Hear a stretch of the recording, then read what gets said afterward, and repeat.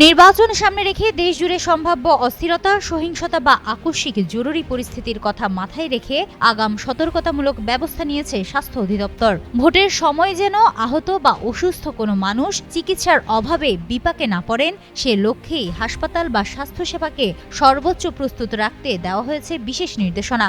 এই প্রস্তুতির অংশ হিসেবে সরকারি ও বেসরকারি সব হাসপাতাল, ক্লিনিককে নির্দিষ্ট সময়ের জন্য বাড়তি দায়িত্ব ও সতর্কতার সঙ্গে সেবা চালিয়ে যাওয়ার নির্দেশ দেওয়া হয়েছে। বিসওয়াক্স আর ভিটামিন ই সমৃদ্ধ স্কোয়ারের ময়শ্চারাইজিং মেরি লিফট কেয়ার। এবার হাসুন প্রাণ খুলে।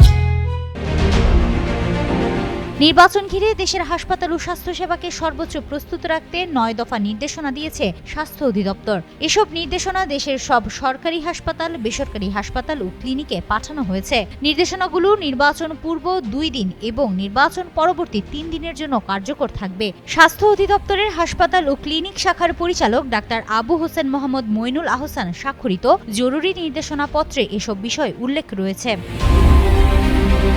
নির্দেশনা অনুযায়ী প্রতিটি সিটি কর্পোরেশনে 6টি, বিভাগীয় পর্যায়ে 4টি, জেলা পর্যায়ে 3টি, উপজেলা পর্যায়ে 2টি এবং ইউনিয়ন পর্যায়ে 1টি করে মেডিকেল টিম গঠন করতে হবে। এছাড়া নির্বাচনকালীন সময়ে সার্বক্ষণিক অ্যাম্বুলেন্স প্রস্তুত রাখতে হবে। প্রতিটি স্বাস্থ্য প্রতিষ্ঠানের প্রধানকে কর্মস্থলে উপস্থিত থাকতে হবে। কোনো কারণে তিনি ছুটিতে থাকলে দায়িত্বপ্রাপ্ত বিকল্প কর্মকর্তার নাম, পদবি ও মোবাইল নম্বর স্বাস্থ্য অধিদপ্তরকে জানাতে হবে।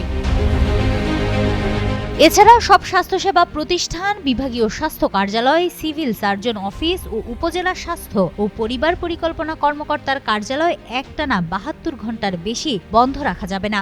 জরুরি বিভাগ, lab, cath lab, dialysis centre, CT scan ও এমআরআই সেন্টার নিয়মিত খোলা থাকবে। পাশাপাশি বিভাগীয় স্বাস্থ্য কার্যালয় ও সিভিল সার্জন অফিসে 24 ঘন্টা কন্ট্রোল রুম চালু রাখতে হবে।